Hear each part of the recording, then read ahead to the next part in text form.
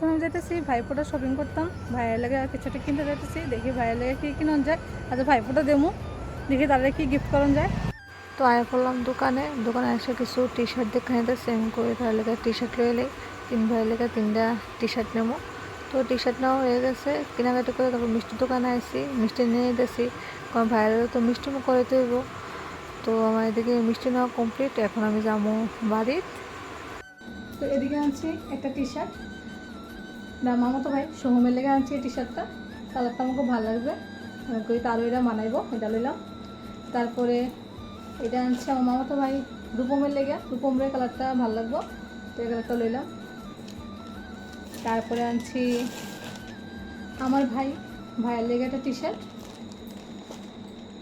এই কালারটা লইছি ভাইয়ের লেগে। দেখলাম আমার ভাইয়ের কাছে কালারটা কালেকশনটা নাই, গরমের কালারটা লইলে এই কালারটা লইলাম। আর কিছু না মানে গেলে বলেছে না, মানে ছেলে মেয়ের লেগে যাই কিনি, মানে দেখে কিনতে মানে ভীষণ সময় লাগে না। কিন্তু ছেলের লোক কিছু কিনতে চাই, আমি কোনটা ছিল কোনটা করবো আমি কিছু বুঝি না, তার চয়েস হইব নেই নাকি তা নেই, কালারটা ভালো লাগবে না অ্যাডমিশনে, মানে অনেক কনফিউজ থাকে। তারপরে আমার হাজব্যান্ড আমার উপরে দায়িত্ব দিয়ে রাখছে, ননদের লেগে কুর্তি আনতাম, কারণ ননদ তো হেরে হারফুটা দেবো না, তো হ্যাঁ কোচ আমি চয়েস করে নিয়ে যেতাম। তো ননদের লেগে কুর্তি এনেছে, জানি আর কীরকম হয়েছে। তো আমার শপিংটা এতটুকুই। তো আমার ব্লগটা কীরকম লাগছে তোমরা জানাইও, আর ভাইবোটা তো দেবো, ওই ব্লগটা তোমরা শেয়ার করুন, ঠিক আছে?